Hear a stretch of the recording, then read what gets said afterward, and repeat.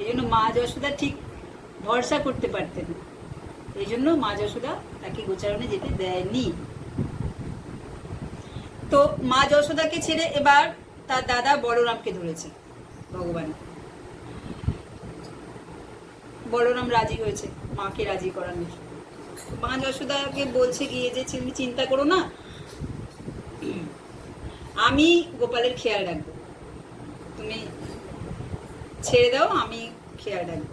তো বলরামের ওপর ভরসা করে, ভগবানের ওপর তো ভরসা নেই, তো বলরামের ওপর ভরসা করে মা যশোদা গোপালকে গোচারণে যেতে দিতে রাজি হলেন। মহা খুশি গোপাল, প্রথমবার গোচারণে যাবে বলে কথা। তো মা যশোদা এবং নন্দ মহারাজের মধ্যে কথোপকথন হচ্ছে যে গোপাল তো যাবে বৃন্দাবনে, নুড়ি পাথর কাপড় এই সমস্ত রয়েছে, তা তো গোপালের পায়ে লাগবে, তা তার জন্য জুতো বানাতে হবে। গোপাল বলছে না না না না, মানে আমি জুতো পরবো না। কেন?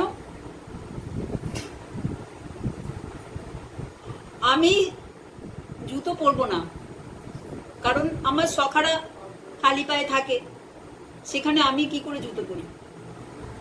আচ্ছা ঠিক আছে, তোমার সখাদের জন্য জুতো বানানো হবে। তাও হবে না। কেন? গোমাতারা খালি পায়ে থাকে, তাহলে আমি কি করে জুতো পরি? সর্বনাশ। তো নন্দ মহারাজের কত গোমাতা ছিল? 9 লক্ষ।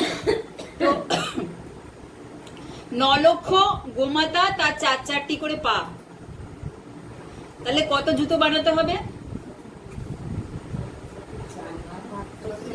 36 লক্ষ জুতো বানাতে হবে গোমাতার পায়ের সাইজের, একটা রাতের মধ্যে। কোথায় পাবে? গোমাতা যদি আমাকে জুতো পরতে হয় তাহলে আমার সখারাও জুতো পরবে, গোমাতারাও জুতো পরবে, তাহলে আমি জুতো পরবো, আদারওয়াইজ আমি জুতো পরবো না। কিছু করতে পারলো না, কারণ ওইটুকু রাতের মধ্যে অত জুতো সম্ভব না।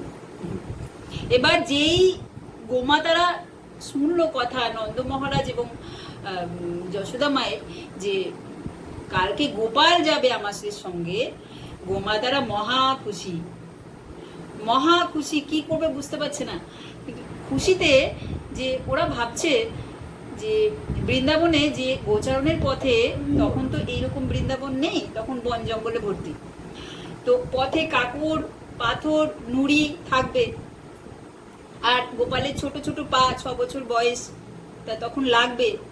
তো সেই চিন্তা করে গোমাতারা কি তাদের গোয়াল থেকে বেরিয়ে গেল। 9 লক্ষ গোমাতা তার গোয়াল থেকে বেরিয়ে গেল।